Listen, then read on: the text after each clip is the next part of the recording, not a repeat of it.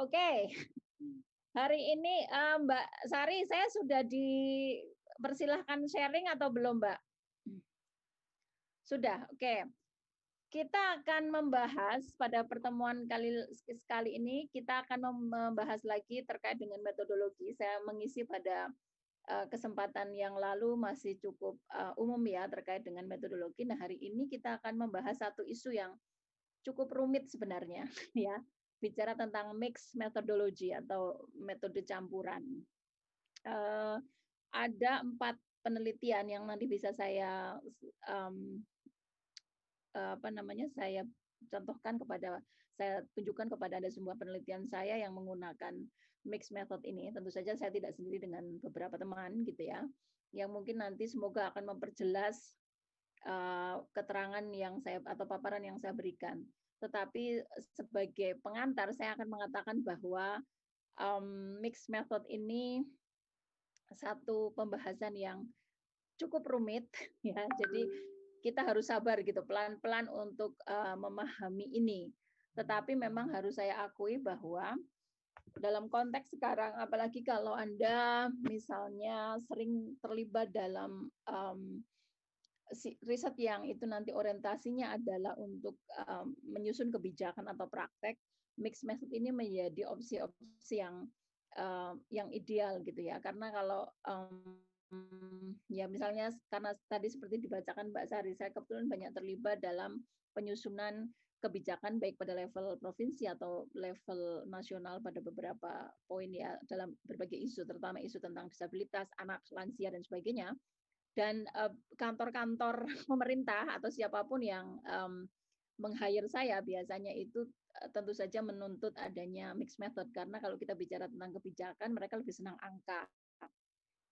Ya, harus ada angka lah paling tidak sehingga di samping secara nature saya sebenarnya adalah peneliti kualitatif, tetapi saya harus melibatkan teman-teman yang bisa juga membantu saya untuk melakukan kuantitatif sehingga penelitinya menjadi mixed method.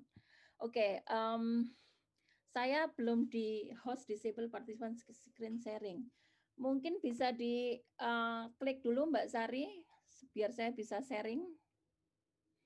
Di multiple share aja itu, diklik di sebelah kanan multiple sharing Sudah, itu Bu. nanti bisa. Sudah. Kok belum bisa ya? Sebentar. Oke.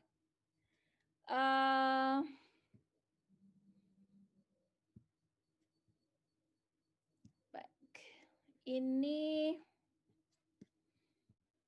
kalau saya tadi diminta dengan judul mengupas tuntas ya terkait dengan mix methodology, maka mungkin saya akan memilih judul ini ya. Saya akan melihat sebenarnya bagaimana sih kompleksitas penelitian mix method. Karena sekali lagi ini penelitian yang melibatkan dua model penelitian besar yaitu kuantitatif dan kualitatif. Untuk itu maka tidak mengherankan kalau apanya sedikit rumit gitu.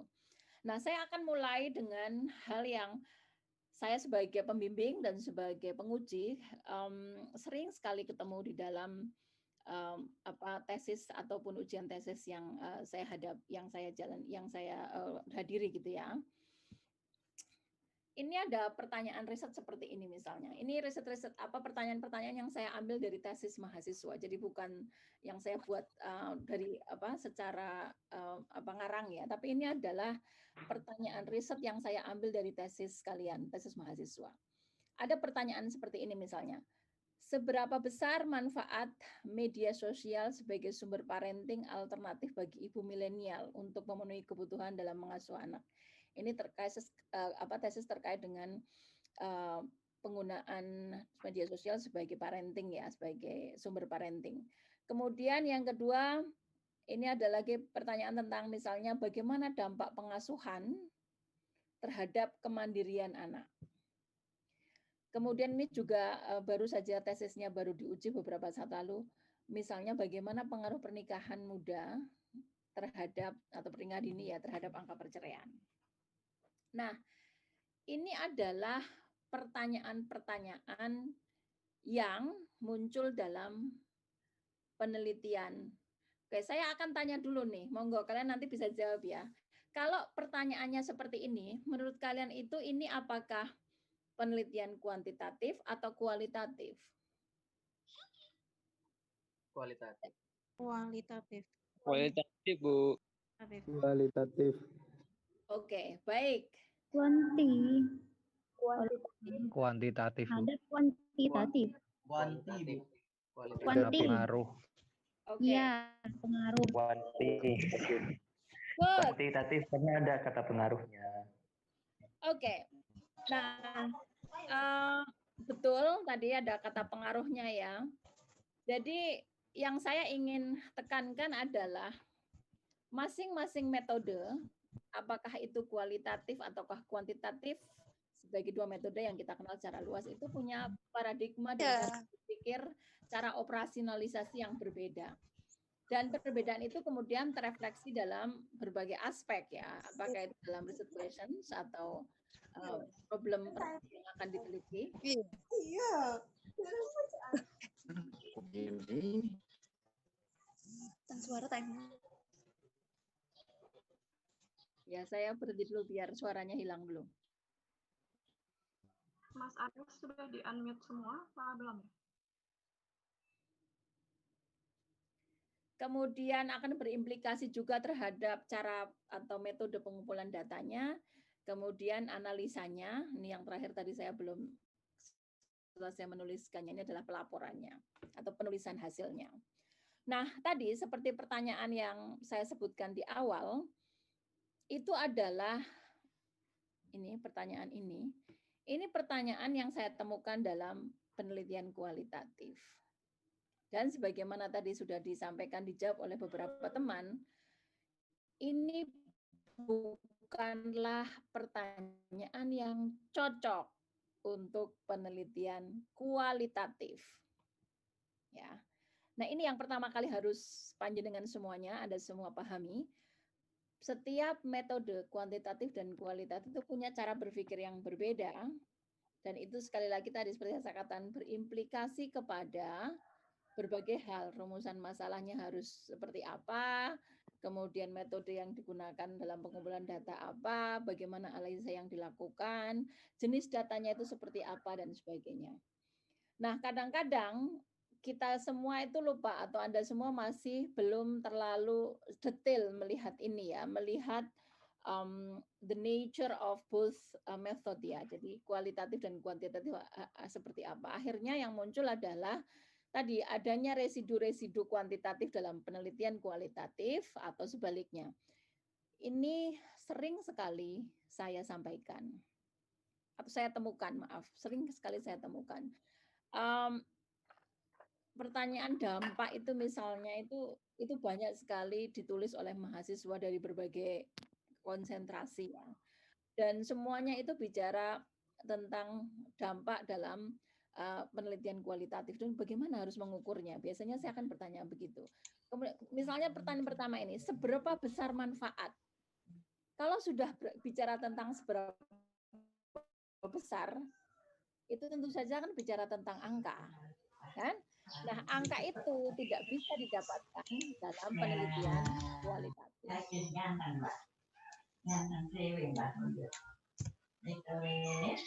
Ini yang harus diingat.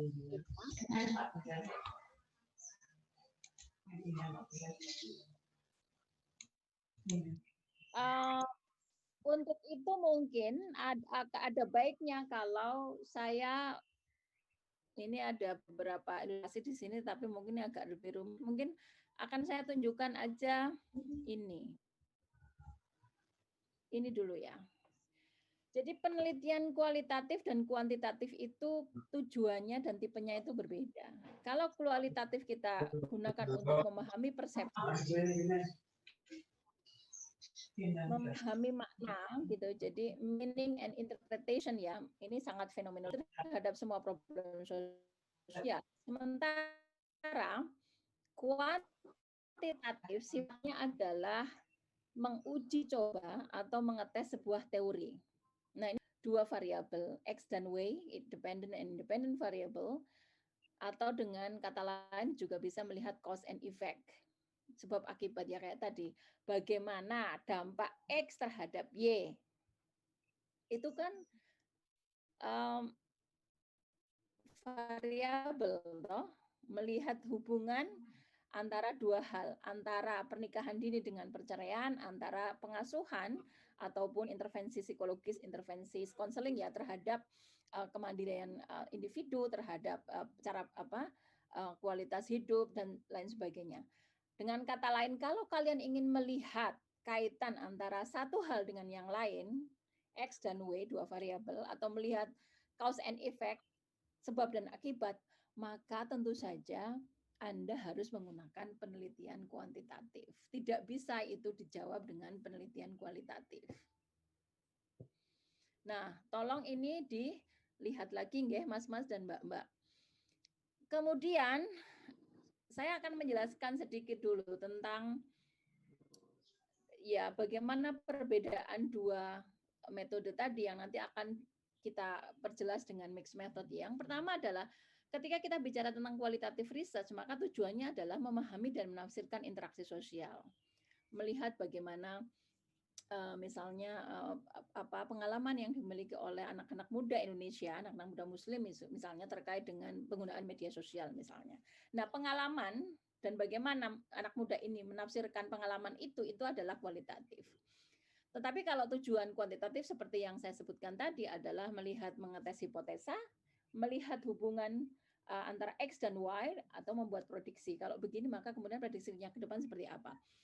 Untuk itu terkait dengan yang pertama tadi ketika bicara hipotesa, maka dalam penelitian kuantitatif itu ada null hipotesa atau hipotesa nol dan juga ada hipotesa memang benar ada hubungannya antara X dan Y gitu, biasanya kan hipotesanya gitu untuk memulai. Atau biasanya dimulai dengan tidak ada hubungan gitu. Nanti penelitian kalian akan membuktikan ada hubungan atau tidak kan gitu. Oke, nah jumlah sampel yang dilibatkan atau jumlah informan kalau kualitatif itu kita tidak bicara angka, mau satu juga enggak apa-apa, apalagi kalau itu penelitian biografi atau autobiografi, dan tidak dipilih secara random atau dipilih secara purposif ya, secara sengaja karena sampel ini, informan ini memiliki kriteria yang memenuhi penelitian kalian, syarat-syarat penelitian kalian. Sementara kalau kita bicara kuantitatif, maka kita harus bisa bicara tentang random sample atau pilihan yang acak. Itu maka yang namanya berapa banyak yang harus dijadikan sebagai sampel itu juga ada aturannya. Nanti kalian bisa lihat lagi ada yang 10%, ada yang 30% dan sebagainya. Nah, yang ketiga ini yang paling mudah difahami sebenarnya. Dalam penelitian kualitatif, data yang kita hasilkan adalah kalimat, kata-kata, atau gambar. Sekarang ada banyak penelitian pada gambar.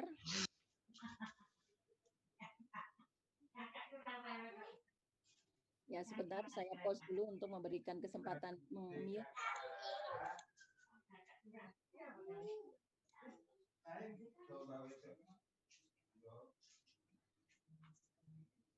Kemudian ketika kita bicara kuantitatif, maka datanya adalah angka. Seperti saya sebutkan tadi, kalau kalian melihat berapa besar, tentu saja itu adalah angka. Jadi jangan bicara berapa besar atau bagaimana relasi ketika itu adalah penelitian kualitatif. Nah, yang terakhir adalah bentuk pengumpulan datanya seperti apa. Ini yang kalau kualitatif saya yakin semuanya sudah sangat hafal, ada wawancara, ada observasi, ada catatan atau jurnal penelitian. Sementara kuantitatif itu mau tidak mau Anda harus punya instrumen yang lebih terstruktur, yang itu disebut dengan kuesioner. Nah, kuesioner ini yang harus dibangun dari sebuah teori yang sudah kalian temukan, kemudian dari teori itulah dibuat sebuah kuesioner. Oke, kemudian terkait dengan analisa datanya, kalau kualitatif itu biasanya adalah mengidentifikasi tema yang muncul, apa tema-tema yang ada dalam hasil wawancara itu. Sementara dalam kuantitatif research tentu saja datanya adalah mengidentifikasi kaitan antara X dan Y secara statistik menggunakan SPSS yang hasilnya adalah sekian persen atau antara dengan ini. Kemudian ini yang kedua terkait dengan subjektivitas dan objektivitas. Ini penjelasannya sebenarnya sangat panjang dan mungkin tidak bisa kita sebutkan secara detail di sini, tetapi dalam penelitian kualitatif, sering saya sebutkan di dalam kelas, penelitian itu tidak dosa, karena kita sebagai manusia itu berangkat ke ke lapangan dan juga ketika kita menyusun proposal itu tentu saja dalam konteks kita sebagai manusia, saya sebagai Rokfa yang dosen, yang Muslim, yang orang Jawa dan sebagainya, kemudian kalian dengan segala identitasnya itu akan merefleksikan terhadap bagaimana kita melihat masalah. Sementara dalam konteks kuantitatif, karena kita itu nggak kenal orangnya siapa ya, kuesioner itu kan dibagi secara random sehingga mereka tidak tahu siapa penelitinya. Yang mereka pahami adalah bagaimana pertanyaan di dalam kuesioner itu dan jawabannya itu biasanya tinggal memilih saja. Sehingga kata-kata objektif seringkali dipakai untuk mengasosiasikan sifat dalam penelitian kuantitatif. Nah, ini berimplikasi juga pada yang kedua terkait dengan bagaimana peran peneliti. Kalau dalam penelitian kualitatif, maka karena itu subjektif, subjektivitas kita, bias kita, bagaimana kita itu dipahami oleh informan. Sementara dalam kuantitatif, ya dianggap sebagai riset yang tidak berbias ya. Meskipun ini juga satu statement yang menurut saya tidak bisa lagi kita teruskan. Tapi dalam konteks perbedaan antara dua model ini, maka dalam penelitian kuantitatif itu sekali dianggap lebih objektif. Oke, saya akan berhenti dulu. Silahkan di-mute dulu yang suara-suara yang masuk biar lebih jelas.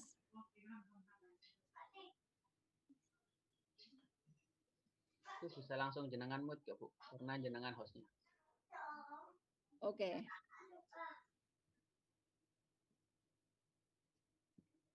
Sekarang saya hostnya ya. Baik. Nah, penelitian mixed method itu berusaha untuk mengatasi keterbatasan dari dua model penelitian tadi ya.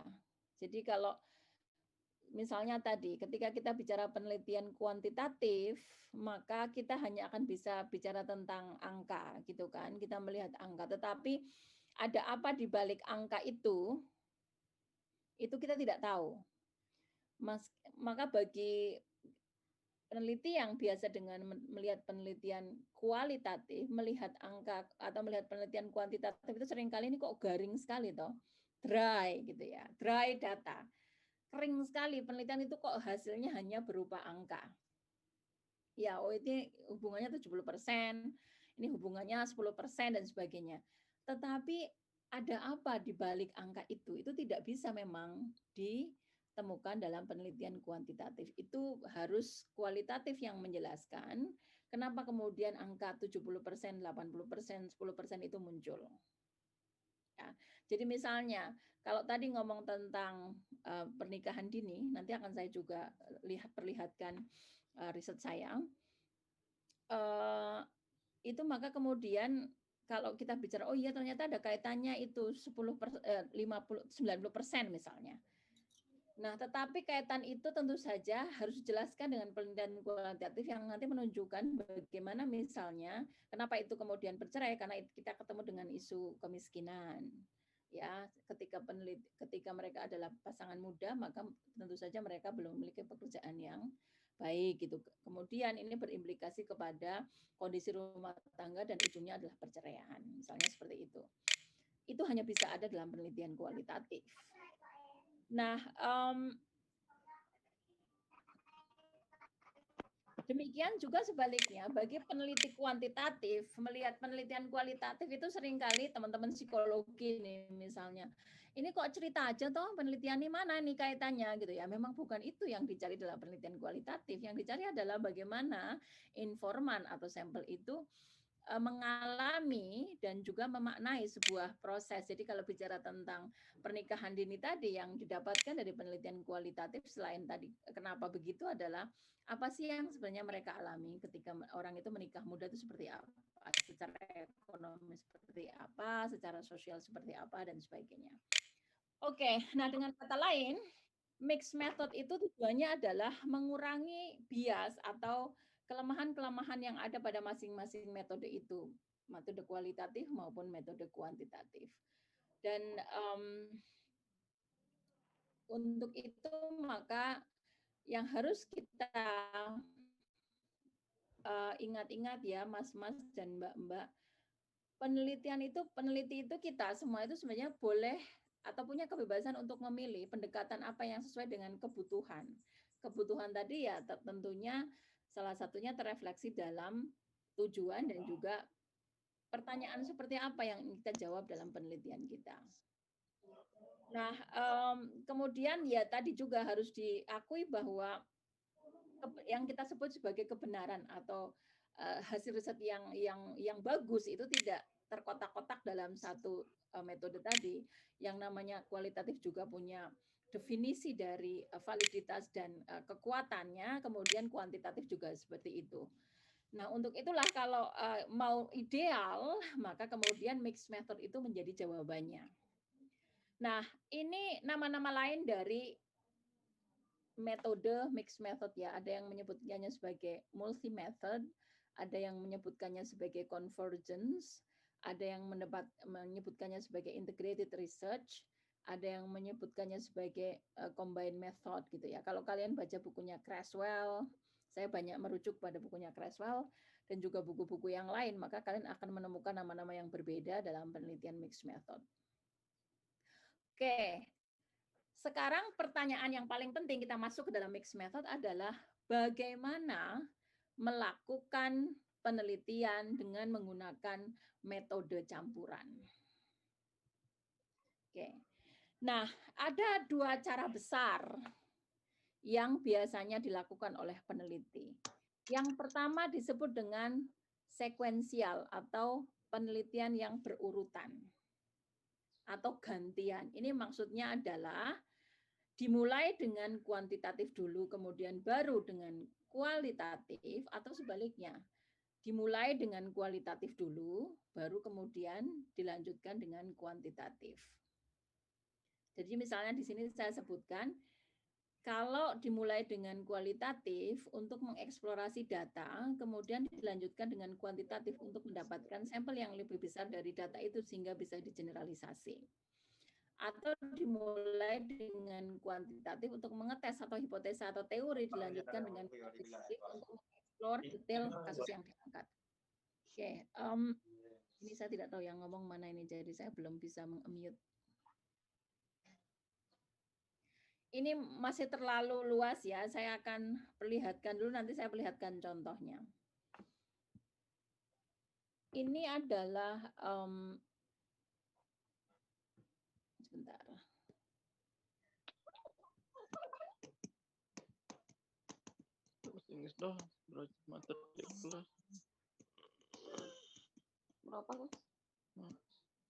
Ini bicara tentang penelitian sekuen tadi ya, bagaimana dimulai dari kuantitatif, kemudian yang pertama misalnya modelnya kuantitatif dulu, kemudian diikuti dengan kualitatif. Contoh gampangnya misalnya Mas-mas dan Mbak-mbak, kalian ingin melihat, mengidentifikasi sebenarnya faktor-faktor apa sih yang melatar belakangi, ya. Anak muda misalnya, saya akan menggunakan contoh anak muda biar gampang gitu kan. Anak muda itu menggunakan sosial media misalnya. Apa yang ingin faktor-faktor apa yang melatar belakangi mereka. Oke, kemudian ini dengan menggunakan kualitatif ya, diidentifikasi dulu faktornya apa. Nah, dari faktor-faktor yang ditemukan misalnya, kemudian kalian ingin melihat mana faktor yang paling berpengaruh. Ya, mana yang faktor yang paling berpengaruh untuk melihat tadi style anak muda dengan sosial media yang digunakan. Apakah mereka menggunakan Facebook, apa menggunakan WhatsApp dan yang lainnya. Ini kalau kita bicara tentang model SWOT yang pertama dimulai dari kualitatif, maka kalian melakukan interview dulu untuk mengidentifikasi apa saja yang dipakai misalnya kan. Model faktornya apa, mengapa mereka menggunakan, apa saja yang digunakan oleh anak muda ini, apakah Facebook, apakah Instagram, apakah WAG, apakah dan sebagainya. Kemudian dari penelitian kualitatif itu juga dilihat kenapa mereka menggunakan itu. Ya. Nah, kuantitatif tadi nanti dilihat atau dilakukan untuk melihat berapa banyak yang menggunakan. Ya, ini kalau sederhananya adalah survei. Saya punya penelitian yang bisa saya tunjukkan di sini. Bicara tentang sequential atau penelitian mixed method yang menggunakan metode sekuensi tadi. Oke. Ini penelitian yang agak rumit. Sebentar ya. Saya butuh waktu untuk memperlihatkan.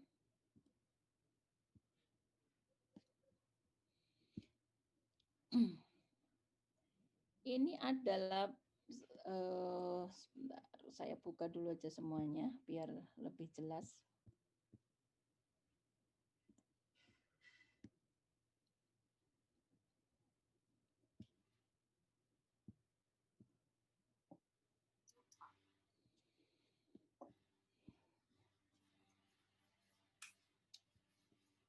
Oke. Yang pertama dulu, ini adalah penelitian yang saya lakukan. Ini masih sangat baru ya, Mas-mas dan Mbak-mbak. Tadi CV saya kayaknya belum mengupdate penelitian-penelitian yang saya lakukan. Ini 2020, bulan Juli kemarin. Saya melihat sebenarnya seberapa jauhkah penelitian online learning itu, pembelajaran learning itu bisa diakses oleh mahasiswa dengan disabilitas di UIN Sunan Kalijaga. Ini riset saya. Nah, kemudian ini menggunakan sequence tadi, tapi sebenarnya sangat sederhana. Saya hanya menggunakan survei untuk melihat metode apa yang dipakai, apakah menggunakan Facebook tadi, apakah menggunakan Facebook, apakah menggunakan WA Group, apakah menggunakan e-learning-nya UIN atau menggunakan yang lain. Nah, jadi ini hasilnya. Bisa dilihat, saya akan melihat bagaimana. Kemudian setelah hasil dari kuesioner itu saya dapatkan, oh ternyata yang paling banyak itu menggunakan WAG. Nah, saya kemudian menanyakan kenapa kok WAG ini lebih diminati gitu ya. Saya melanjutkan dengan penelitian kualitatif, menginterview beberapa mahasiswa yang dijadikan sampel atau informan dari yang tadi mengisi kuesionernya ada, saya lupa ada berapa. Jadi seperti Anda lihat di dalam abstrak, berupaya untuk mengevaluasi pendapat dan pengalaman mahasiswa penyandang disabilitas, ya ini sebenarnya bahasa Inggris ininya, jadi penerjemahannya nggak pas ini. Dan bagaimana cara mereka untuk menavigasi pembelajaran online. Nah, ini wawancara mendalam dilakukan dengan 34 mahasiswa, tetapi juga ada 60 mahasiswa yang mengisi kuesioner sebenarnya. Ya. Kemudian dari situ saya pilih sekitar 10 orang yang kemudian saya lakukan interview secara mendalam untuk melihat secara lebih jauh. Nah, hasilnya adalah seperti ini misalnya. Ini hasilnya. Yang pertama saya identifikasi misalnya ini teman-teman yang disabilitasnya fisik, kemudian buta dan tuli. 10% itu ini seberapa jauh mereka itu memilih learning yang online atau yang offline. Nah, ini hasilnya rata-rata tentu saja adalah memilih pembelajaran yang face to face atau pembelajaran luring ya. Hampir itu 80%, 67 semuanya itu memilih pembelajaran face to face. Yang online itu hanya sedikit sekali. Kemudian ini bicara tentang apa aplikasi yang digunakan. Ini semuanya adalah survei kuesioner. Yang pertama adalah WA Group, kemudian Google Classroom, Zoom Meeting, ada yang juga menjawab Telegram, kemudian e-learning-nya UIN dan email. Ini adalah angka, Mas-mas dan Mbak-mbak. Angka itu tidak didapatkan dengan penelitian kualitatif, tetapi didapatkan kepada survei. Ini sederhana sekali, ini hanya survei. Kemudian setelah itu saya melihat lebih jauh, kenapa kemudian teman-teman itu memilih WA dan yang lain-lainnya. Nah, dari situlah kita akan ketemu dengan konteks diskusi di atas. Yang pertama terkait dengan apa sih hambatannya dalam online learning ya? Karena tadi kan semuanya memilih face to face. Kenapa begitu? Ada apa dengan online learning ya? Nah, kemudian kita memahami bahwa setelah melakukan interview lebih jauh, mereka memilih face to face dan tidak senang dengan online karena online learning karena ini ada technical hambatan-hambatan teknis. Itu terkait dengan aksesibilitas platform atau media yang digunakan ya. Teman-teman tunanetra misalnya mengatakan lah gimana Bu kalau kita WAG, kita baru mau ngomong satu, diketik pelan-pelan, yang lainnya sudah ada 90 atau 100 WA yang masuk. Nah kita nggak bisa mengikuti itu misalnya. Nah ini tentu saja salah satu dari hambatan aksesibilitas. Kemudian hambatan-hambatan lain yang terkait dengan disabilitas tadi yang saya sampaikan. Yang lain tadi terkait dengan mahal ya biayanya. Waduh mahal sekali Bu pakai online itu. Saya sekali Zoom itu menghabiskan pulsa 20.000 misalnya. Nah ini tentu saja tidak hanya mahasiswa dengan disabilitas, dengan yang lain juga seperti itu. Ini adalah contoh sequential tadi. Jadi saya gunakan pertama dulu dengan survei ya untuk melihat mahasiswa itu senang online atau offline. Kemudian platform apa yang digunakan. Nah dari situ hasilnya tadi sudah saya tunjukkan. Kemudian saya ikuti dengan kualitatif interview untuk mendalami sebenarnya apa di balik jawaban-jawaban tadi. Nah, ini contoh yang sederhana ya, Mas-mas dan Mbak-mbak. Sederhana dalam arti aspek kuantitatifnya tadi juga hanya survei. Saya akan tunjukkan lagi yang kedua. Ini agak lebih rumit. Tahun 2016 saya dan 2 teman melakukan penelitian mengenai tingkat partisipasi kelompok marginal, perempuan, miskin, dan penyandang disabilitas terhadap pembangunan dan budgeting. Saya melakukan penelitian itu di 2 kabupaten. Yang pertama adalah di Gunung Kidul, kemudian yang kedua di Kupang. Jauh sekali ya. Saya akan perlihatkan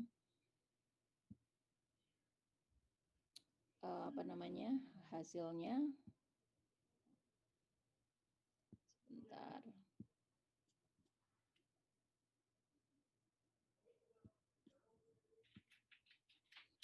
Ini agak lebih rumit. Oke. Ini adalah laporan tentang kajian hambatan partisipasi kelompok marginal dalam siklus pengelolaan anggaran daerah ya. Nah, bentar ini anak saya. Adik bentar ya, Mama lagi ngajar. Nah, ini agak sangat rumit. Sebenarnya sequential juga, jadi saya mulai dengan, karena ini banyak sekali informannya ya, ada 400 orang informannya untuk penelitian kualitatifnya. Di sini misalnya di halaman 26, kalian akan bisa melihat bagaimana metode itu saya aplikasikan. Yang penting Anda itu kan melihat contoh. Kalau saya ngomong A sampai Z, kalau tidak ada contohnya itu agak sulit untuk dipahami ya. Tapi kalau ada contohnya, maka akan lebih mudah dipahami. Oke, ini saya tunjukkan bagaimana desain penelitian ini. Jadi sekali lagi, ini adalah penelitian yang melihat tingkat partisipasi dan apa yang menghambat partisipasi itu dilakukan sekali lagi di 2 kabupaten, yaitu dan masing-masing kabupaten itu ada 3 desa yang kami pilih, yang satu di Gunung Kidul dan yang satu di Kupang, Nusa Tenggara Timur. Nah, dari sini 2 desa ya, maka di Gunung Kidul itu terpilih 2 desa yaitu Plembuta dan terpilih 2 desa juga di NTT. Ini menggunakan di sini saya sebutkan ada sequential method nih, kalau Anda lihat. Penelitian ini menggunakan, saya garis bawahi di sini, penelitian ini menggunakan sequential explanatory design, di mana tahap awal data dikumpulkan secara kuantitatif menggunakan kuesioner, dilanjutkan dengan pengumpulan dan analisa data secara kualitatif melalui focus group discussion dan in-depth interview untuk memperkuat hasil kuantitatif, maaf. Nah, ketika kita bicara kuantitatifnya, maka saya menggunakan simple random sampling teknik, ya. Jadi karena kita anggap masyarakat di 4 desa itu homogen, maka kemudian ukuran sampelnya seperti ini, seperti saya jelaskan di bawah. Ya, jadi ada semuanya kalau nggak salah, saya lupa berapa, ada 400 kalau nggak salah. Kemudian ukuran sampelnya, nah instrumen penelitiannya menggunakan kuesioner yang kami susun berdasarkan teori good governance. Ada 3 aspek di situ, ada pelaksanaan, evaluasi pembangunan, kemudian ada terkait participation, kemudian penegakan hukum, transparansi dan sebagainya. Agak ini rumit sekali. Nanti bisa dilihat di sini kalau ada yang tertarik. Saya sudah upload di perpustakaan, sebenarnya saya hanya ingin lihat seperti apa anunya, enggak ada di sini kuesionernya. Tapi di samping kuesioner itu saya juga melakukan survei tentang aksesibilitas aksesibilitas kantor pemerintahan, mulai dari atau fasilitas publik ya, mulai dari kantor kelurahan sampai masjid, sekolah dan sebagainya. Dan ini agak rumit juga, agak lama sekali penelitian ini. Kemudian setelah kita mendapatkan bagaimana tingkat partisipasinya, kita menggunakan penelitian kualitatif ya untuk melihat kenapa mereka, bagaimana mereka partisipasinya, apakah mereka sudah cukup partisipasi atau tidak, dan kemudian kalau iya kenapa iya, kalau tidak kenapa tidak. Ini nanti bisa, sekali lagi sudah saya upload, silakan kalau kalian mau melihat contohnya. Kalian akan melihat penjelasan yang lebih detail dari apa yang saya sampaikan hari ini. Oke, jadi sekali lagi kembali kepada paparan saya di awal, Mas-mas dan Mbak-mbak. Salah satu jenis penelitian mixed method adalah sekuensial tadi. Sekuensial itu berurutan, dimulai dengan yang kuantitatif, biasanya kalau saya begitu, kemudian diikuti dengan kualitatif untuk memperdalam data-data yang sudah kita temukan dalam penelitian kuantitatif, atau sebaliknya. Kita mengidentifikasi dulu tema-tema apa yang muncul dalam sebuah penelitian, kemudian tema yang ini kita dalami. Dalam hal ini misalnya, salah satu yang saya ingat sekali menarik adalah 70% informan itu merasa mereka sudah punya partisipasi. Tetapi hanya 20% atau bahkan 10%, saya lupa, yang mengatakan bahwa mereka terlibat dalam penyusuran anggaran. Ya, itu kan angka yang sangat jauh. Antara 70 mereka, iya saya udah ikut musrembang, Bu. Tetapi hanya 10% atau 20% yang merasa dilibatkan dalam penyusunan anggaran desa. Ya, karena saya waktu itu fokusnya adalah musrembang, musyawarah rembuk desa itu ya. Nah, kemudian dari itu dari penelitian kualitatifnya, kemudian kita dapati bahwa ya memang itu tadi partisipan atau mana yang ngomong ya. Oke, dari ya ini rumit sekali kalau saya jelaskan satu-satu ya. Tapi intinya adalah dari data analisa kualitatif kemudian saya mendapati ya memang ternyata partisipasi yang ditunjukkan oleh warga itu karena desa itu berdasarkan undang-undang desa itu kan di situ sudah harus ada ketentuan melibatkan kelompok marginal, perempuan, kelompok miskin dan penyandang disabilitas. Nah, maka partisipasi itu sebenarnya hanya partisipasi yang tidak kualitatif gitu. Artinya mereka hanya datang gitu, tapi mereka kemudian tidak paham isu apa yang dibicarakan, kemudian mereka juga tidak dilibatkan dalam pengambilan keputusan. Hanya datang secara fisik gitu. Sehingga ya tadi, maka menjadi jelas ketika 70% itu mengaku sudah partisipasi, tapi hanya 10% atau bahkan lebih rendah dari itu di sebuah desa yang kemudian terlibat dalam keputusan-keputusan dalam musrembang itu. Nah, ini contoh ya. Jadi saya dapatkan data kuantitatifnya dulu, kemudian baru dari situ kemudian saya dapatkan data kualitatifnya untuk melihat lebih jauh kenapa kok seperti itu. Sama juga dengan penelitian yang kita lakukan di Pascasarjana. Kalian mungkin sudah membaca bukunya tentang bagaimana ulama dan negara bangsa. Itu kita awali dulu dengan survei kuesioner, kita bagikan karena itu melibatkan 15 kota besar di Indonesia, tidak mungkin kalau kita interview semuanya. Maka kita sebarkan dulu kuesioner tentang berbagai isu negara bangsa, ada isu demokrasi, human right, penerimaan terhadap kepemimpinan perempuan dan sebagainya. Kalian bisa baca bukunya di Pasca, sudah banyak dan itu sudah bisa di-download juga secara gratis. Kemudian dari situ kita interview untuk memahami lebih lanjut. Misalnya saya yang ke bagian Kupang gitu, misalnya mengatakan bahwa 70% ulama Kupang dari berbagai aliran ya, apakah itu Muhammadiyah, NU, Ahmadiyah, Syiah dan sebagainya itu menerima konsep negara bangsa. Nah, ini menarik gitu ya, karena kita punya asumsi kok ternyata meskipun mereka yang katakanlah dianggap cukup keras ya, ada kelompok Salafi juga misalnya kok menerima dengan sangat tinggi ya negara bangsa itu, ada apa di balik itu. Maka kemudian kita ke sana ke lapangan dan menemukan beberapa fenomena, misalnya bagi kelompok-kelompok yang dianggap Salafi gitu ya, memang tidak Salafi yang ada itu adalah mereka yang sangat akomodatif terhadap pemerintah, model Salafinya. Kemudian bagi kelompok-kelompok minoritas, penerimaan 70% negara bangsa itu atau bahkan 100% mereka tidak pernah mempertanyakan Pancasila, tidak pernah mempertanyakan ideologi yang lain. Ya karena itu adalah isu survival gitu. Mereka bisa survive karena kemudian taat kepada negara misalnya. Nah, ini contoh-contoh sederhana dari penelitian yang sifatnya sekuensial. Saya kembali ke mix. Tapi sebelum itu mungkin saya berhenti dulu.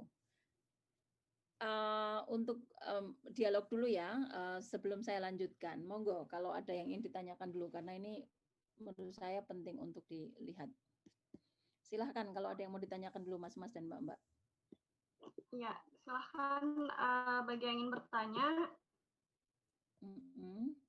Baik itu di kolom Mau tanya Bu, kalau boleh. Ya, monggo Mas.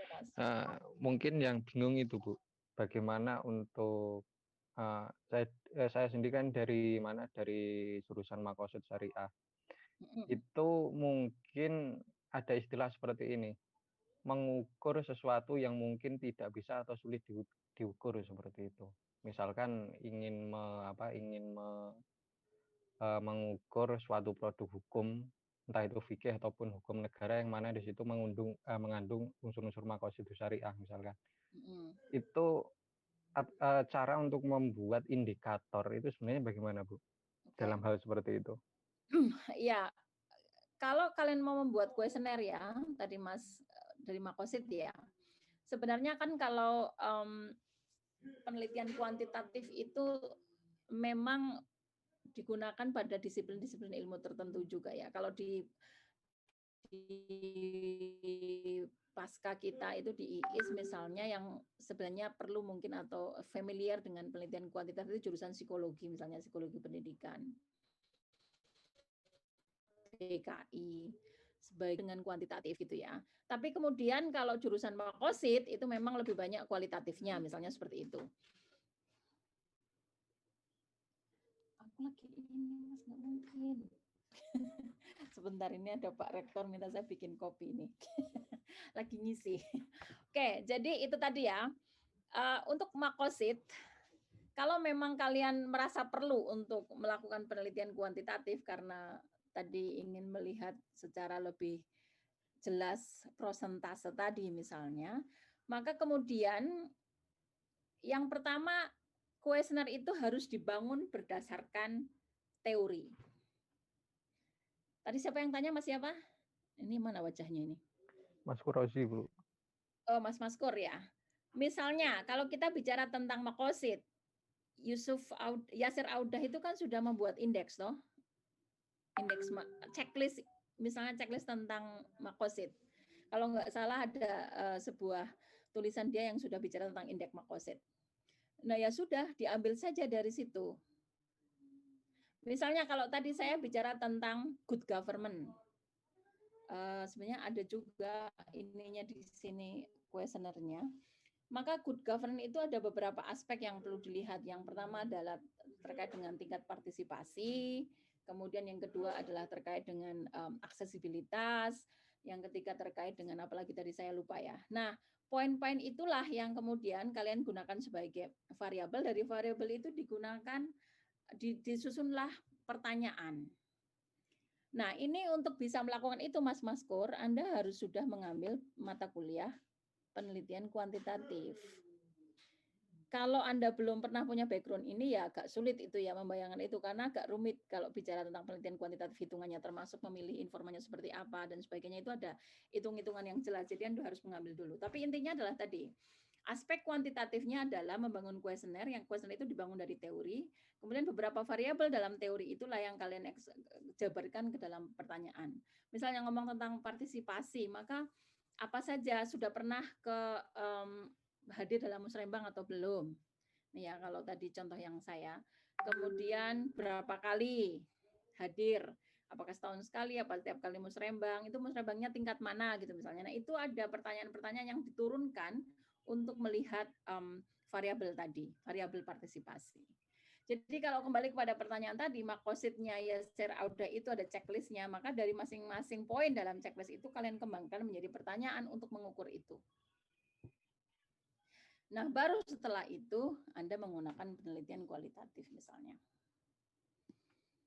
Oke, sederhananya seperti itu Mas Yasir, tapi memang agak sulit ya untuk kalau tidak ada contoh yang jelas terkait dengan itu. Oke, ini tadi kita masih bicara sekuensial ya, atau bergantian.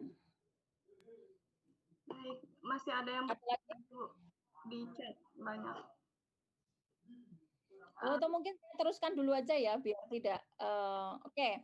Tadi yang pertama adalah sekuensial ya. Kemudian jenis yang kedua adalah dilakukan secara bersamaan. Jadi kualitatif dan kuantitatif itu dilaksanakan secara bersamaan. Mencampur data. Oke. Gambarannya seperti ini.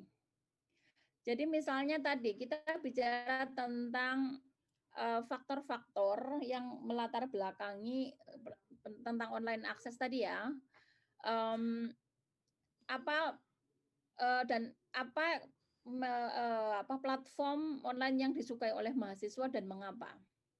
Nah, ini bisa dijawab dengan dua problem riset tadi dijawab dengan dua pertanyaan secara bersamaan. Jadi saya melakukan penelitian kuantitatif dengan menyebar survei, tapi juga pada saat yang sama saya juga melakukan kualitatifnya. Jadi sekalian, tidak dari kualitatif dulu, kuantitatif dulu kan hasilnya seperti apa, kemudian kita dalami enggak. Tapi masing-masing dilakukan. Kuantitatif ya dilakukan, kualitatif dilakukan pada saat yang bersamaan, kemudian hasilnya seperti apa, kita lihat apa bedanya. Jadi kayak tadi misalnya kalau contoh yang saya sebutkan tadi, bisa saja saya menyebar kuesioner tentang tingkat partisipasi, pada saat yang sama saya juga melakukan interview dengan beberapa orang yang saya tanya. Biasanya kalau orang-orang kantoran di sini ya Mas dan Mbak itu kepingin enaknya saja, jadi mereka itu ketika menyebar kuesioner sambil ditungguin gitu, sambil mereka interview lebih dalam. Nah, itu contoh yang sering sekali bisa kalian dapatkan secara gampang ketika melihat bagaimana pelaksanaan dari mixed method yang kedua ini yang dilakukan secara kongruen atau secara bersamaan. Jadi problemnya, satu problem yang sama, dilihat dari kacamata kuantitatif dan dilihat dari kacamata kualitatif, kemudian nanti hasilnya dibandingkan seperti apa. Nah, ini dalam konteks yang tadi yang bersamaan itu ada dua jenis lagi. Yang pertama adalah sifatnya triangulasi. Kalian kayaknya sudah sangat familiar dengan kata triangulasi ya. Artinya penelitian kuantitatif dan kualitatif yang dipakai untuk melihat isu yang sama itu sebenarnya untuk mengkomparasikan bagaimana hasil kuantitatif dan hasil kualitatifnya. Check and recheck-nya, apakah cocok nggak nih antara hasil kuantitatif dengan kualitatifnya, sama apa enggak. Kemudian juga yang komplementari. Nah, ini komplementari itu mana yang dominan yang mana? Apakah dominan kuantitatifnya? Kalau dalam konteks saya tadi, misalnya contoh penerbitan saya yang is online learning tadi, itu adalah lebih dominan kualitatifnya sebenarnya, dan sekunderinya adalah kuantitatif hanya survei. Tetapi dalam penelitian yang Kupang tadi itu dua-duanya kuat ya, karena memang itu sekuensial. Tapi sekali lagi dalam konteks penelitian mixed method yang paralel yang dilakukan secara bersamaan antara dua metode ini, maka Ada yang triangulasi, ada yang komplementari. Kalau komplementari kita bicara mana yang lebih dominan dari hasil tadi. Apakah hasilnya lebih dominan yang kualitatif, apakah lebih yang kuantitatif. Kemudian ini hanya keterangan saja bagaimana data itu tertransformasi. Jadi misalnya dalam strategi yang bersamaan ini, kalian secara metodologis adalah mengidentifikasi tema-tema apa yang muncul secara kualitatif, kemudian berapa kali tema itu muncul di dalam data. Nah, maka berapa kalinya itu adalah tentu saja data kuantitatifnya kan. Nah, kemudian kalian akan melihat, mengkombinasikan dan membandingkan antara kuantitatif dan kualitatif itu hasilnya seperti apa. Misalnya di sini disebutkan in factor analysis of data from a scale on an instrument, the researcher might create factor or theme that can be compared with theme from the qualitative database. Jadi sama-sama bicara tentang mengidentifikasi faktor, maka tema apa yang muncul dalam kuantitatif dan muncul yang dalam kualitatif itu dibandingkan, apakah betul atau apakah sama atau tidak. Ya kayak tadi misalnya faktor apa yang mengidentifikasi seseorang menggunakan sosial media secara kuantitatif seperti apa, kemudian secara kualitatif seperti apa, kemudian dibandingkan dan dikomparasikan. Nah, secara sederhana itu Mas-mas dan Mbak-mbak, apa yang dipahami sebagai mixed method. Ya ini kelihatannya gampang sekali lagi, tetapi ini mengharuskan kita untuk melakukan dua penelitian, baik itu secara bersamaan ataupun secara bergantian. Sehingga kalau kalian mau memilih mixed method itu jangan harapkan satu semester itu selesai. Ya, jangan harapkan satu semester itu selesai. Tapi memang hasilnya itu akan memuaskan karena kalian bisa bicara dari aspek kuantitatifnya dan bicara dari aspek kualitatifnya. Kalau kalian sekali lagi tadi bicara kepada pemegang kebijakan, maka penelitian ini menjadi lebih bisa diterima karena kalian tidak hanya bicara tentang penafsiran, tapi sudah jelas, oh ini tingkat partisipasi itu 70%. Tingkat perlibatan mereka dalam decision maker itu 20%. Maka ketika membuat rekomendasi pun bisa menjadi sangat jelas. Itu dulu Mas dan Mbak, kita eksplorasi dengan tanya jawab saja. Oke, saya akan membacakan pertanyaan yang masuk di kolom chat ya Bu. Ya banyak sekali nih soalnya saya nggak bisa baca semuanya. Oke, ini dari Luluk Mukaromah. Mixed method itu hanya untuk qual dan quant saja. Bagaimana jika qual dengan library research atau yang lainnya? Nah, untuk library research sendiri itu bagaimana Bu? Ya, mungkin yang lain sekalian saja Mbak, 3 dulu atau 4 dulu. Siap. Tadi terkait library research, terus di sini ada terkait tesis saya berhubungan dengan penelitian evaluasi. Apakah evaluasi ini masih berhubungan dengan mixed method dan untuk penggunaan teknik analisa yang tepat? Terus izin bertanya, dalam penelitian yang menggunakan kualitatif dan kuantitatif, apakah dalam metode tersebut pendekatannya juga berbeda untuk setiap masing-masing metodenya? Terima kasih. Gitu. Oke. Baik, ya, library research. Sebenarnya dalam konteks penelitian sering ini sekarang ya, terutama kalau untuk disiplin-disiplin yang sosial, library research itu kan tidak melibatkan individu dan tidak melibatkan informan.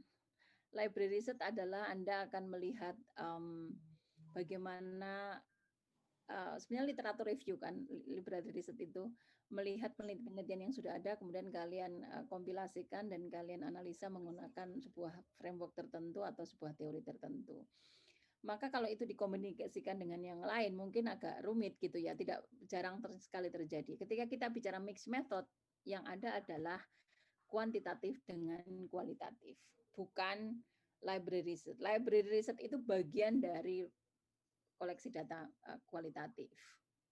Gitu ya. Jadi sekali lagi Mas dan Mbak, ketika kita bicara mixed method itu adalah gabungan antara kuantitatif dan kualitatif. Oke. Kemudian yang kedua, evaluasi.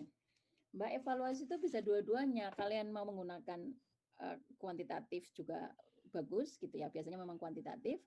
atau kalian menggunakan mixed method gitu. Kuantitatif evaluasinya seperti apa? Misalnya Anda mengevaluasi sebuah metode konseling ya, katakanlah konseling behavioral gitu ya. Kalian melihat efektivitasnya, apakah itu dengan menggunakan post test atau pre-test atau kemudian cara yang lain, itu kuantitatif bagusnya. Tapi kemudian kalian ingin menggunakan kombinasi. Nah, ini bagus lagi kalau kemudian dari kombinasi itu setelah kalian menggunakan kuantitatif hasilnya oh ternyata 80% ini efektif gitu ya hasilnya. Kalian akan mengatakan seperti itu. Nah, kan sekali lagi penelitian kuantitatif hanya bicara tentang persentase aja, ya garingnya itu tadi, ya sudah itu memang efektifnya 70%. Nah, ada apa di balik 70% itu? Kemudian dijelaskan dengan penelitian kualitatif. Nah, itu yang disebut dengan mixed method, Mbak. Jadi, kalau kalian melakukan evaluasi, tentu saja unsur kuantitatifnya itu harus ada. Kalau mau kuantitatif saja ya cukup sudah sampai di situ, kemudian kalian ketemu dengan angka. Tapi kalau kalian ingin mendapatkan gambaran lebih dalam dari kenapa angka-angka itu muncul, maka mixed method itu bisa dilakukan atau sangat bagus dilakukan dalam hal ini. Soalnya kalau evaluasi kualitatif itu akan sangat harus sangat sempit ya. Itu evaluasi. Jadi misalnya gini, Mas dan Mbak, yang sering sekali saya temui. Kalian melakukan penelitian kualitatif, kemudian di hasilnya kalian akan mengatakan bahwa oh ternyata hasil atau dampak dari konseling behavioral pada siswa SMA yang bolos itu sudah sangat baik, gitu misalnya ya. Atau dampak dari program pendampingan perempuan itu sangat baik.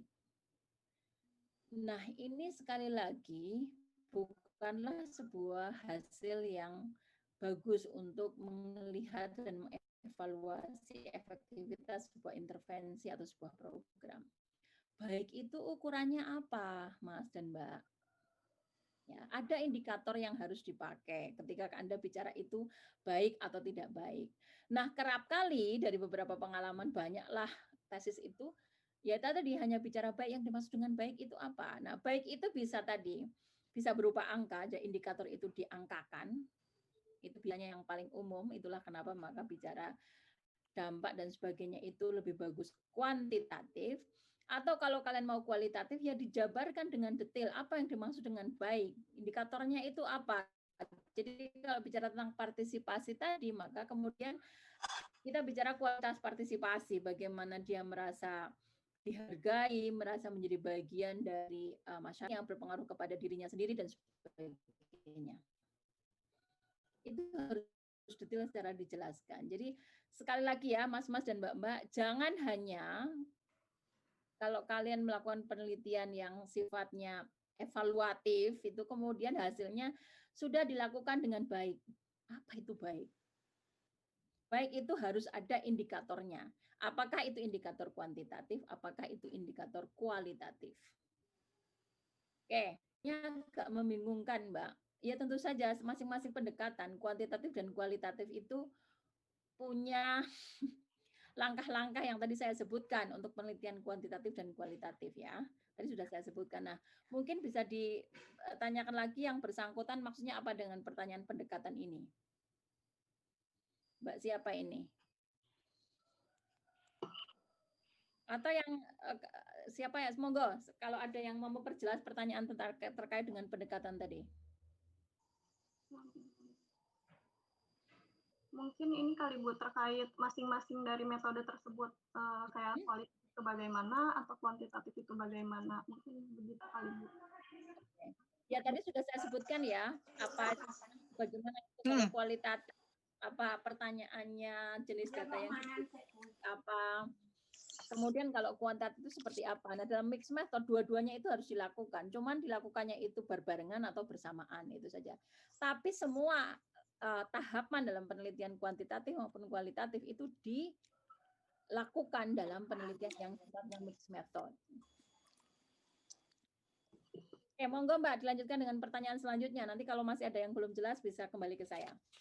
Oke, ini katanya bagaimana gambaran terkait mixed method yang dirancang dalam penelitian untuk mengetahui pengaruh penerapan suatu model pembelajaran terhadap variabel A dan B. Misal, saya akan menggunakan desain sequential explanatory design. Oke. Terus, Bu izin bertanya, kalau kita menggunakan mixed method, apakah harus mencantumkan data statistik atau cukup dengan penyebaran angket atau kuesioner? Oke. Baik. Satu lagi? Sudah, Bu. Kalau dari kolom sendiri sudah nggak ada lagi yang. Oke, tadi yang pertama, Mbak Sari, pertanyaannya gimana? Bisa diulangi lagi?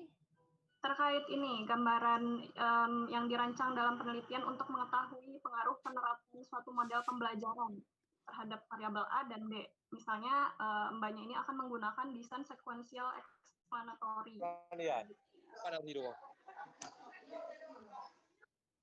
Oke, nah pertanyaannya apa?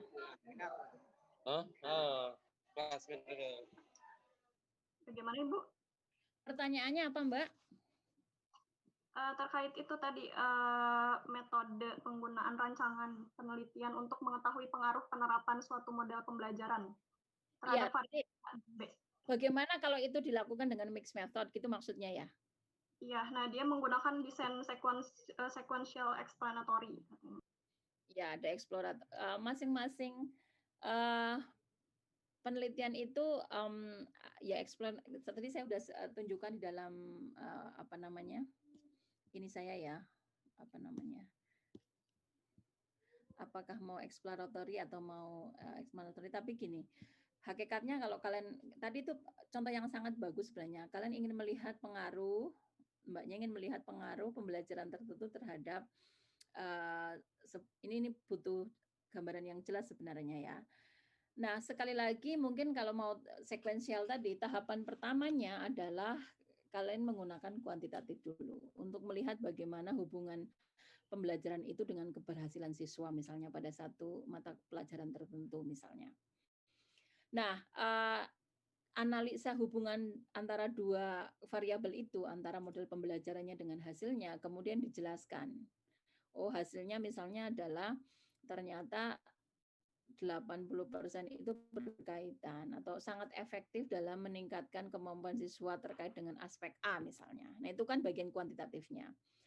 Nah, kemudian bagian kualitatifnya masih dengan penelitian yang sama, tapi tentu saja pertanyaan yang dijawab dari aspek kualitatifnya itu berbeda. Ya, jadi kalau bicara tentang bagaimana relasinya itu kuantitatifnya, yang B adalah mengapa seperti itu. Bahasa gampangnya itu untuk memberikan contoh kualitatif adalah kenapa kok hubungannya 70%, ada apa di balik itu. Jadi seperti yang saya sampaikan tadi contoh dari penelitian saya yang Kupang ya. Ini ada sekian angka yang muncul, 70% partisipasi, 10% keterlibatan dalam pengambilan keputusan gitu kan. Nah, itu kan angka-angka semuanya yang menarik dan butuh dijelaskan. Maka aspek kualitatifnya adalah menjelaskan kenapa angka seperti itu muncul. Bagaimana kemudian tadi kalau bicara efektif, aspek apa sih kira-kira yang membuat itu efektif? Nah, itu dicari dalam penelitian kualitatifnya. Kira-kira begitu Mbak gambaran sederhananya. Jadi sekali lagi, kalau kalian menggunakan mixed method, maka data yang dihasilkan itu akan menjadi sangat kaya. Tidak garing hanya berhenti pada angka, ya. Tidak sangat subjektif seperti ketika kita bicara penelitian kualitatif, karena bicara penelitian kualitatif kan subjektif. Kalau ngomong tentang efek atau dampak itu dari kacamata siapa? Kacamata guru, kacamata siswa gitu ya. Kalau penelitiannya tadi mengenai strategi pembelajaran, kacamata orang tua mungkin itu bisa jadi itu harus jelas ngomongnya itu dari kacamata siapa, kan subjektivitas. Nah, kalau untuk membatasi subjektivitas itu, maka objektivitas angka itu menjadi sangat bagus untuk memperlihatkan balance antara subjektivitas dan objektivitas tadi. Pertanyaan yang kedua, apa tadi Mbak Sari? Sorry, saya lupa pertanyaan kedua. Harus mencantumkan data statistik atau cukup dengan penyebaran angket atau kuesioner kalau dalam mixed method sendiri? Di dalam apa Mbak? Data statistik itu ya gini loh maksud saya. Kalau kita menggunakan mixed method, baik itu mau konkuren atau mau sekuensial, Itu semua proses langkah-langkah penelitian baik pada aspek kuantitatifnya ataupun kualitatifnya itu harus dilakukan. Jadi penggunaan data statistik itu ada pada analisa data kuantitatifnya kan. Jadi ngomong tentang X dan Y-nya tadi untuk mengukur dan menghasilkan angka itu tentu saja analisanya adalah analisa kuantitatif menggunakan SPSS. Nah, hasilnya nanti di dalam penelitian ditunjukkan tadi angkanya, berapa persen relasinya, berapa persen pengaruhnya, berapa persen cause and effect-nya. Oh, ternyata ini berkontribusi secara tinggi, yaitu 70% menunjukkan adanya kaitan yang baik antara kaitan yang jelas atau kaitan 70% tadi antara intervensi behavioral dengan keterlambatan atau kehadiran siswa, misalnya gitu. Nah, itu kan hanya bisa dilakukan analisa kuantitatif di situ. Ngomong penelitian kuantitatif ya pasti menggunakan statistik. Itu sudah pasti nggak ada penjelasan yang lain. Ya. Penelitian kualitatif menggunakan tematik analisis kan. Jadi muncul tema-tema apa yang muncul dalam konteks pembelajaran tadi, bagaimana siswa mengalami merasakan intervensi pembelajaran A yang diberikan tadi. Secara detail dijelaskan di situ bagaimana pengalaman dan persepsi siswa. Dengan kata lain Mas dan Mbak, kalau kalian belum secara paham ya menguasai masing-masing penelitian ini, kuantitatif dan kualitatif itu belum bagus, maka tidak usah menggunakan mixed method, karena itu membutuhkan pemahaman yang bagus dalam dua aspek ini. Atau dalam konteks di luar kampus ya, kalau Anda mau melakukan penelitian mixed method ini, pastikan bahwa dalam tim itu kayaknya sangat sulit untuk satu orang itu bisa menguasai dua-duanya ya. Ada yang bagus tetapi rata-rata dosen di UIN misalnya itu sangat kualitatif gitu. Maka bagi saya kalau saya mau melakukan penelitian yang mixed method, saya pasti akan mengajak teman lain yang memiliki skill penelitian kuantitatif, yang mahir menggunakan SPSS. Ya, yang sangat paham dengan kuantitatif sehingga ya saya paham tapi tidak terlalu dalam gitu. Sehingga tadi kemudian bisa digunakan secara bagus dua-duanya karena mengukur sampel saja itu sudah rumit sendiri dalam penelitian kuantitatif. Ini sampelnya ada nggak populasinya, kalau misalnya bicara tentang ulama tadi, bagaimana kalian akan ketemu daerah gitu kan nggak ada toh, maka kemudian harus pakai apa kalau kemudian sampling random itu nggak bisa dilakukan. Jadi itu sekali lagi, kalau kalian mau menulis tesis mixed method ini, kalian harus sudah paham dua-dua metodologi yang akan dipakai, baik kuantitatifnya dan kualitatifnya. Ya, jadi kalian harus pintar dua-duanya dulu, baru melakukan mixed method.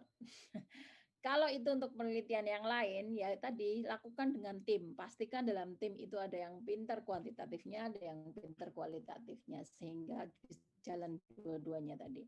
Tapi nggak mungkin kalau hanya satu saja. Kecuali tadi ya, contoh pertama tadi yang saya sebutkan dari hasil penelitian saya yang 2020, itu memang sebenarnya kualitatif, tetapi menggunakan kuantitatif yang deskriptif, hanya survei. Survei itu nggak pakai teori saya, ya cuman melihat apa yang digunakan, platformnya, kemudian mahasiswa senang online apa off online, itu saja. Hanya survei saja sangat sederhana dan itu sangat deskriptif. Sangat berbeda dengan tadi yang penelitian Kupang, yang itu sangat rumit. Kita membangun kuesioner karena harus didasarkan kepada pertama adalah teori dulu, teori tentang good governance dan teori tentang participation. Kemudian dari kuesioner itu kita susun bagaimana.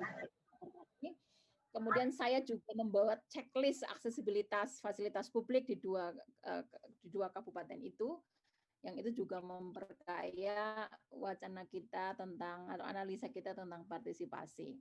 Gampangannya ya gimana mau partisipasi ya kalau misalnya ada penyandang disabilitas pakai kursi roda di Gunung Kidul sana. Sementara jalan ke kelurahan di mana musrembang itu dilakukan itu juga sangat tidak akses untuk menggunakan kursi roda. Nggak mungkin mereka itu datang ke kelurahan kalau nggak digendong gitu misalnya. Nah ini tentu saja akan berpengaruh terhadap tingkat partisipasi kan. Jadi ada 3 hal yang saya lakukan dalam penelitian Kupang dan Gunung Kidul tadi. Yang pertama adalah checklist aksesibilitas. Yang kedua adalah kuesioner yang dibangun dari teori good governance. Kemudian yang ketiga, list pertanyaan ya, instrumennya list pertanyaan untuk interview in-depth dan juga focus group discussion. Nah ini maka sekali lagi kalau mau menggunakan mixed method tidak mungkin cepat Mas dan Mbak. Paling tidak itu 6 bulan lebih ya untuk bisa pertama adalah membangun kuesioner atau instrumen penelitian kuantitatifnya dulu, dilakukan penelitian kuantitatifnya, ada kuesioner disebar, membangun instrumennya saja itu butuh 2 bulanan kan, menemukan teori yang tepat, kemudian dibangun kuesioner, disebar hasilnya seperti apa, kita analisa SPSS, baru itu kemudian kita lihat oh ternyata hasilnya begini tadi 70-20% dan sebagainya, maka kita ingin dalami kenapa kok ini ada angka begini. Maka kemudian saya membuat memastikan dulu pertanyaan apa yang ingin kita jawab dengan penelitian kualitatifnya, yaitu memperdalam tadi kenapa kok 70% partisipasi tapi misalnya 20% ada kesenjangan data di situ. Kemudian apa kira-kira hambatan partisipasi yang diberikan sehingga kok 20% merasa hanya 20% yang bicara tentang keterlibatan dalam keputusan gitu misalnya ya. Nah, kemudian saya bangun dari riset question itu, riset question kualitatifnya, interview guide-nya itu seperti apa, baru saya tanyakan secara interview individu ataupun focus group discussion. Jadi panjang sekali. Dalam sekali lagi tadi sekuensial yang berurutan itu kuantitatifnya dilakukan dulu dianalisa, baru kualitatif. Kalau yang konkuren bersamaan, ya kualitatifnya dilakukan, kuantitatifnya dilakukan pada satu waktu yang sama. Masih bisa bertanya, ada banyak waktu masih 20 menit lagi. Pak, yang di kolom chat juga. Iya, saya mau nanya boleh Mbak? Boleh Langsung, iya. Ya, Assalamualaikum. Terima kasih atas waktunya.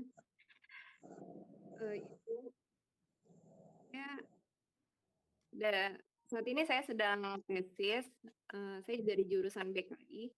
Kebetulan waktu saya S1 itu saya dari BK ya Bu, maksudnya BK pendidikan gitu, jadi bukan BKI yang dari dakwah. Itu saya waktu skripsi itu menggunakan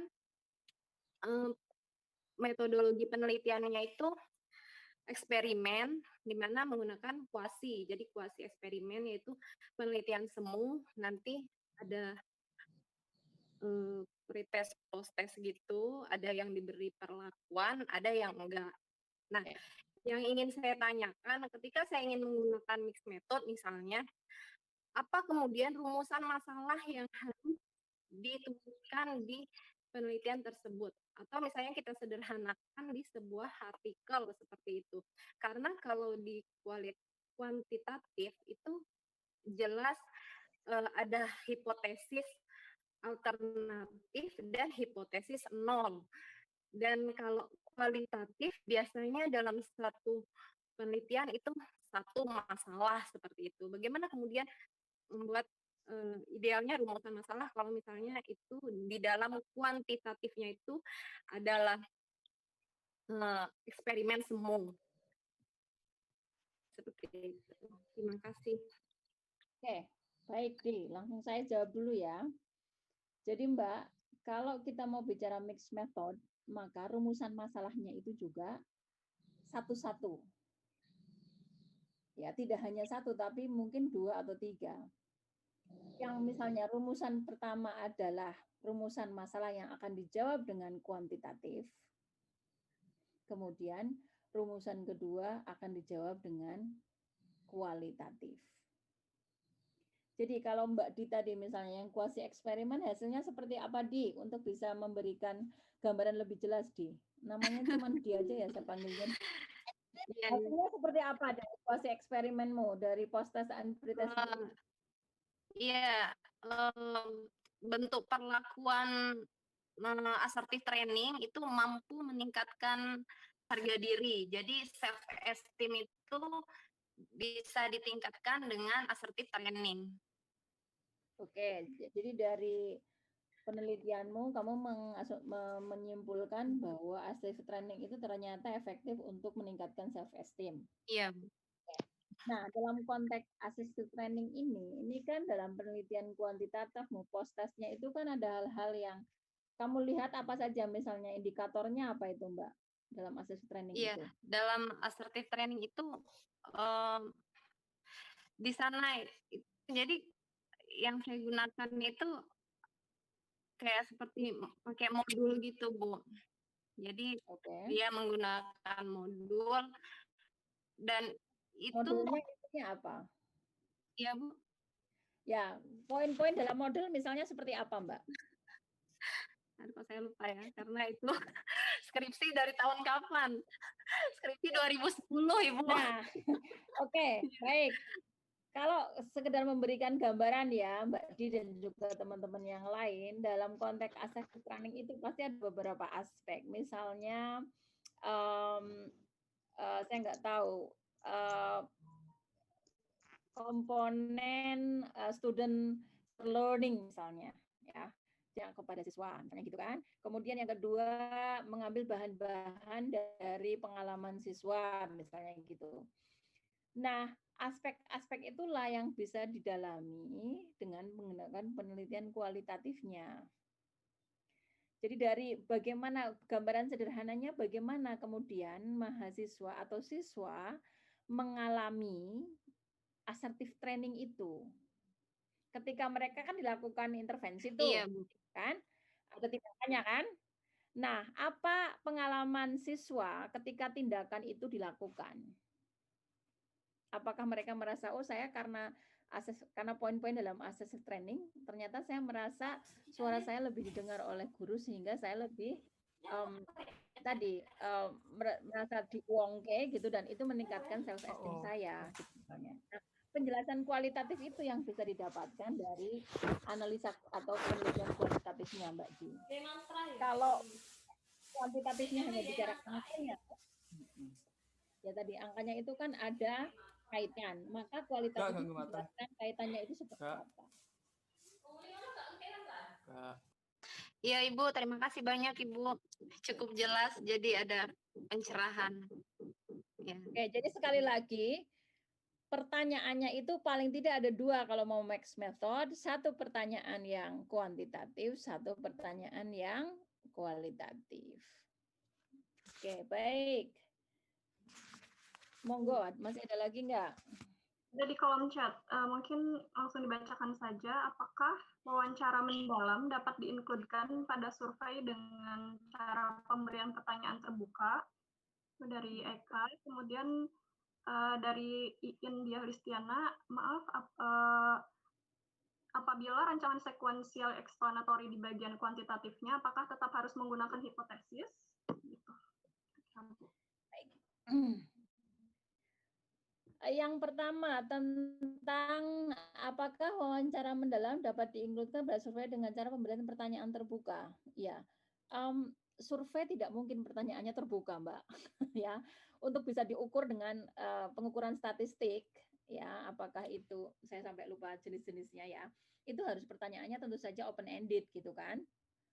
Jadi pertanyaan dalam survei dan kuesioner itu tentu saja pertanyaan yang harus bisa diukur dengan penelitian, dengan ukuran-ukuran statistik, dan itu juga harus sama modelnya, tidak bisa satunya model setuju dan tidak setuju, kemudian yang kedua modelnya bisa atau tidak bisa.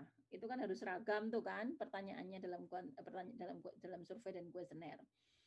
Pertanyaan mendalam itu hanya bisa dilakukan dengan wawancara dalam penelitian kualitatif. Tidak mungkin in-depth interview itu dengan survei. Ya. In-depth interview itu nggak mungkin dalam survei. Paling banter ya guided itu, tapi sekali lagi survei dan kuesioner itu adalah lebih banyak didasarkan dan dipakai dalam penelitian kuantitatifnya. Sementara in-depth-nya wawancara itu adalah pada kualitatifnya. Kemudian apakah iya Mbak, hipotesis dalam kuantitatif kan selalu ada hipotesis, apakah itu hipotesanya atau hipotesanya satu, atau harus berangkat dari situ dulu karena tujuannya kan menunjukkan itu kan. Jadi dalam kualitatif tidak ada hipotesis, kita tidak harus kita harus mulai atau tidak mulai dengan hipotesa karena ya memang tidak itu tujuannya dalam penelitian kualitatif. Dengan kata lain gini ya Mas dan Mbak, mixed method itu bukan berarti kita bisa mengabaikan aspek-aspek dalam masing-masing penelitian. Dua-duanya tetap harus dilakukan dengan semua unsurnya. Ya, kalau kita bicara unsur kuantitatifnya, berarti kita bicara tentang mulai dari samplingnya harus random atau stratified, gitu ya, dengan metode pengukuran tertentu. Kemudian ada kuesioner yang dibangun berdasarkan satu teori tertentu untuk membuktikan hipotesa yang kita miliki. Baik itu hipotesa nol atau yang tidak nol. Kemudian analisa data yang dilakukan juga tetap analisa statistik. Penyajian datanya juga penyajian statistik, ya tadi kaitan atau hasil survei tadi berapa persentasenya. Dalam penelitian atau aspek kualitatifnya juga semua harus dilakukan, mulai dari rumusan masalahnya, kemudian kalau kerangka teorinya bisa sama gitu ya, bisa kerangka teorinya itu bisa sama, satu untuk kuantitatif dan kualitatifnya saja. Kayak tadi misalnya saya bicara good governance, dalam penelitian saya di Kupang dan Gunung Kidul itu sama, kualitatifnya juga menggunakan good governance, tapi indikator-indikator itu kita tidak dalam aspek kualitatifnya tidak kita tanyakan berapa, tetapi bagaimana kemudian indikator itu dialami, dirasakan oleh informan. Secara sederhana, kalau kita bicara partisipasi, maka aspek kuantitatifnya tadi mengukur berapa persen presentasi partisipasi, aspek kualitatifnya mengukur kualitas partisipasi. Apakah partisipasi itu hanya kehadiran? Apakah partisipasi itu berarti keterlibatan dalam pengambilan keputusan? Apakah kemudian kualitasnya partisipasi itu berarti didengarkan, diakui, diterima sebagai bagian dari grup? Nah, itu Mbak dan Mas. Jadi semuanya tetap harus dilakukan, dua-duanya secara detail untuk menjawab pertanyaan-pertanyaan tadi. Nah, hasilnya tadi maka kemudian memiliki gambaran yang lebih utuh karena Anda punya angka untuk menjelaskan relasi, tapi Anda juga punya jawaban kualitatif untuk menjelaskan bagaimana kedalaman atau kenapa relasi itu terjadi. Ya, eksploratory dan eksplanatorinya itu muncul. Eksplораtorinya muncul dari kuantitatif, eksplanatori kualitatifnya. Sekali lagi, penelitian mixed method tidak bisa dilakukan dengan mengabaikan aspek-aspek pada dua model di atas. Semuanya tetap harus dilakukan. Gitu nggih. Nah, ini yang kadang-kadang menjadi menarik gitu karena dalam prakteknya saya juga banyak menjadi supervisor atau konsultan penelitian di berbagai kementerian. Orang kementerian itu kadang kan penelitiannya harus cepat-cepat, kemudian ininya harus banyak gitu, nasional misalnya tentang penanggulangan kemiskinan gitu ya, melibatkan 6 provinsi di Indonesia, penelitiannya hanya 3 bulan karena sesuai dengan tahun anggaran itu kan. Lalu yang mereka lakukan adalah membuat survei atau kuesioner, kemudian kuesionernya itu langsung ditanyakan juga pada saat itu, dan itu dianggap sebagai kualitatif, ya nggak bisa begitu. Yaitu melanggar unsur-unsur dalam masing-masing penelitian tadi. Oke, masih ada lagi?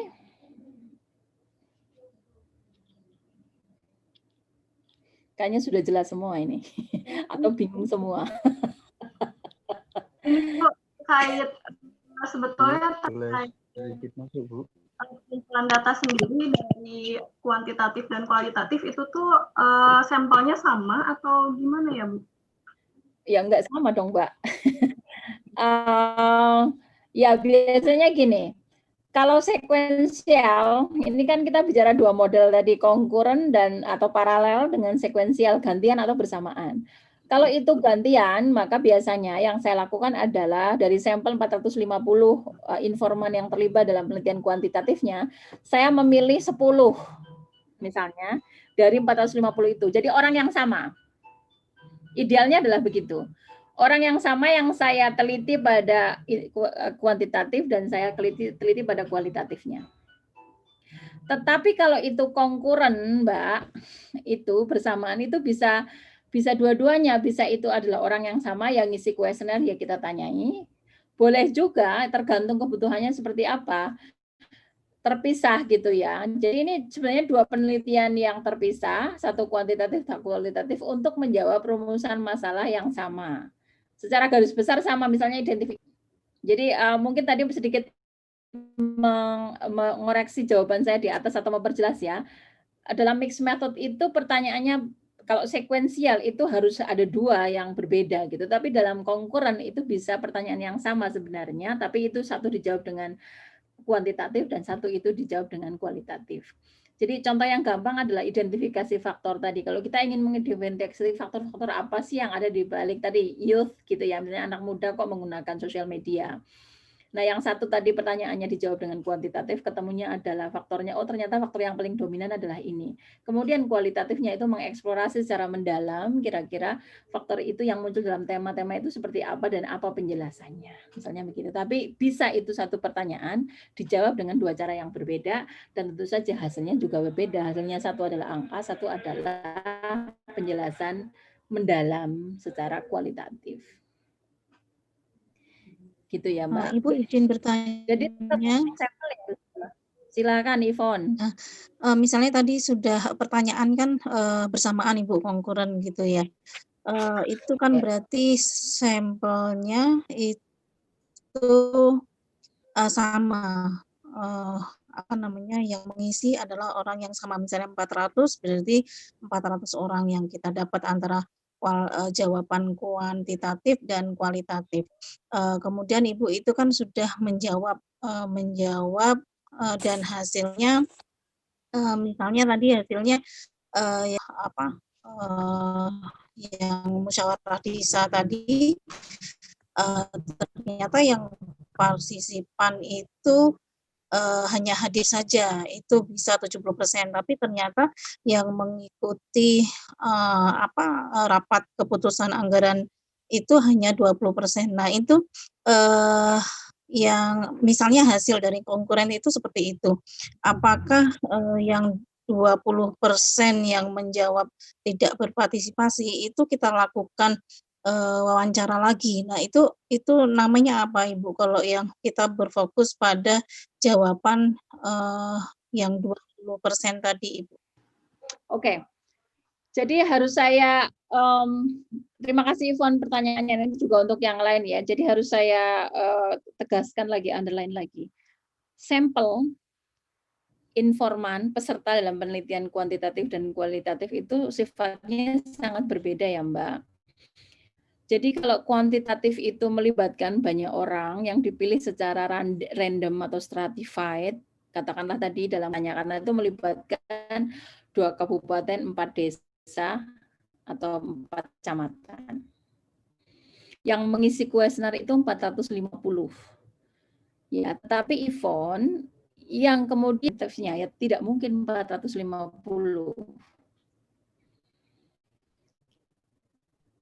Itu hanya 20 paling ya, atau berapalah, tidak ya tadi kalau penelitian kualitatif kan kita tidak membuat tidak, jumlah itu nggak penting, yang penting adalah kedalaman data, kekayaan data yang kita hasilkan.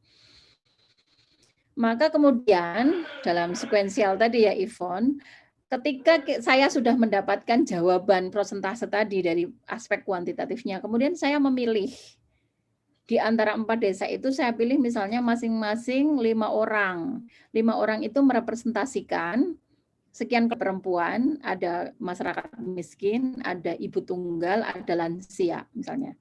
Saya memilih 5 itu dengan tujuan bisa merepresentasikan semua hal. Maka dari masing-masing desa itu saya pilih 5, kemudian saya tanya tentang partisipasi, tentang akses pengambilan kebijakan, tentang aksesibilitas layanan publik, tentang hal-hal yang saya ada dalam yang muncul dari penelitian kuantitatif tadi.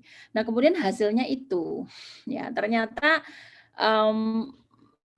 banyak yang mengatakan misalnya dari 20 informan dalam interview itu, ya saya datang Bu, meskipun datangnya tuh nggak setiap saat ya, kalau saya diundang sama Pak Lurah saya datang, ya saya duduk aja di sana. Karena biasanya kan bagaimana dana itu didistribusikan itu sudah ditentukan oleh Pak Lurah Bu dan DPR desa apa namanya DPD ya. Jadi saya ya mendengarkan saja gitu. Kemudian itulah yang kemudian membuat ya mereka datang, tapi kan mereka nggak ngapa-ngapain, cuma duduk saja. Kualitas partisipasinya itu tidak bagus.